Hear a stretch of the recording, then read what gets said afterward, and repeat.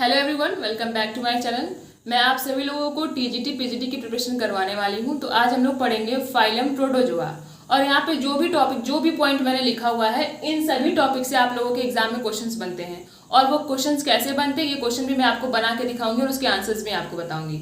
तो सबसे पहले आप सभी लोगों को यहाँ पे जानना है कि मैंने क्या पढ़ा है यहाँ पे, फाइलम प्रोटोजोआ। और फाइलम प्रोटोजोआ, प्रोटोजोआ का मतलब होता है, प्रो मतलब होता है प्रिमिटिव, जो कि मैंने यहाँ पे लिखा हुआ है।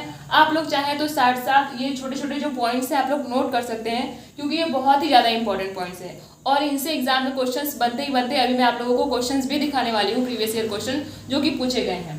तो प्रो मतलब होता है प्रिमिटिव एंड जोआ मतलब होता है एनिमल्स, जोन्स, ठीक है। तो उसका मतलब होता है एनिमल्स। तो सबसे पहले ये देखना है कि ये जो प्रोटोजोआ टर्म है इसको दिया किसने था। तो जो प्रोटोजोआ टर्म है इसको दिया था गोल्डफस ने। ये गोल्डफस ने बहुत ही ज्यादा इंपॉर्टेंट है। आपसे पूछता है कि प्रोटोजोआ जो टर्म है वो किसने दिया था। देखिए यहाँ पे दो चीजें हैं, एक प्रोटोजोआ जो टर्म है वो किसने दिया था, और प्रोटोजोआ पे सबसे पहले स्टडी कौन किया था, उस पे स्टडी कौन किया था। जो स्टडी किया था वो है ल्यूवेनहॉक। प्रोटोजोआ है उसको गोल्डफस ने दिया हुआ है, लेकिन प्रोटोजोआ पे फर्स्ट स्टडी किसने किया था, ल्यूवेनहॉक ने। यहाँ से आप लोगों के दो क्वेश्चन प्रिपेयर हो चुके हैं।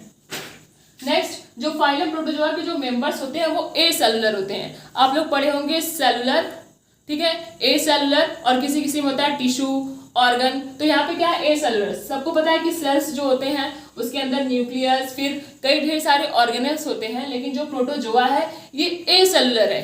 यहाँ पे जो सेल है वो पूरे तरीके से डिफाइन नहीं है, इसलिए इस जोन्स को, इन एनिमल्स को हम लोग असेलुलर में रखते हैं।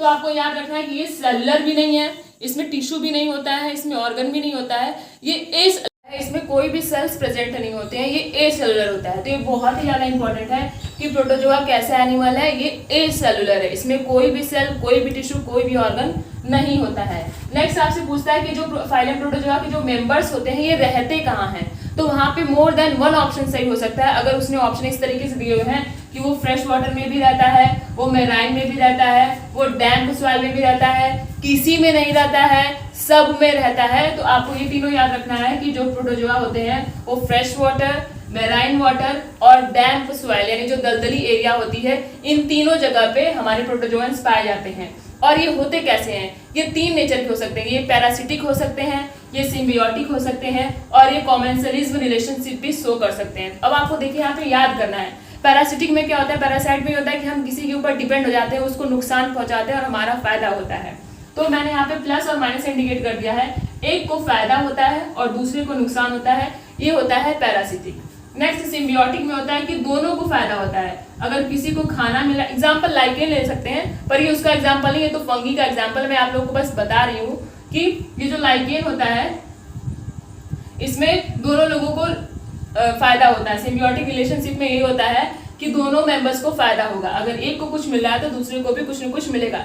जैसे लाइकेन में फंगी और एल्गी होते हैं, एक को भोजन और दूसरे को शेल्टर मिलता है, उसी तरीके से होता है सिम्बियोटिक रिलेशनशिप। और कॉमेंसलिज्म में ये होता है कि एक को फायदा तो होगा लेकिन दूसरे को ना ही कोई नुकसान और ना ही कोई फायदा होगा। जैसे एग्जांपल में हम लोग ले लीजिए, हम लोग के इंटेस्टाइन में एस्चेरिचिया कोलाई बैक्टीरिया होता है, जिससे हम लोगों को कोई नुकसान नहीं होता है, लेकिन उसको फायदा तो हो रहा है, इसलिए तो वो हमारे इंटेस्टाइन में है। तो ये है कॉमेंसलिज्म रिलेशनशिप। अब नेक्स्ट पॉइंट है कि जो लोकोमोशन होता है प्रोटोजोआ में वो तीन तरीके से होता है। किसी किसी के पास सूडोपोडिया होता है, एग्जाम्पल अमीबा, किसी किसी के पास फ्लैजेला होता है, वो होता है यूग्लिना का, और सीलिया होता है पैरामीशियम के पास। नेक्स्ट इसी पे हम लोग क्लासिफिकेशन भी करते हैं, जो लोकोमोटरी ऑर्गन होते हैं इसी पे हम लोग प्रोटोजोआ को क्लासिफाई भी करते हैं कि आखिर वो किस ऑर्गन की मदद से वो लोकोमोशन कर रहा है। क्या वो सीडोपोडिया की हेल्प से लोकोमोशन कर रहा है कि उसके पास कुछ नहीं है। जैसे जो फाइलम स्पोरोजोआ होता है इसके पास कोई भी लोकोमोटरी ऑर्गन नहीं होता है, ठीक है। इसके बाद हम लोग लास्ट पॉइंट पढ़ते हैं कि ऑस्मो रेगुलेशन जो फाइलम प्रोटोजोआ में होता है ये कॉन्ट्रैक्टाइल वैक्यूल्स के थ्रू होता है, जिसके थ्रू ये लोग अपना ऑस्मो रेगुलेशन करते हैं, अपने जो ऑक्सीजन का लेवल होता है उसको बैलेंस बनाए रखते हैं। तो ये कुछ इंपॉर्टेंट पॉइंट्स हैं फाइलम प्रोटोजोआ के बारे में। अगर ये जो पॉइंट्स हैं अगर आपको समझ में आए हो तो आप लोग इसके आगे और भी चीज़ों को देख सकते हैं। Thank you.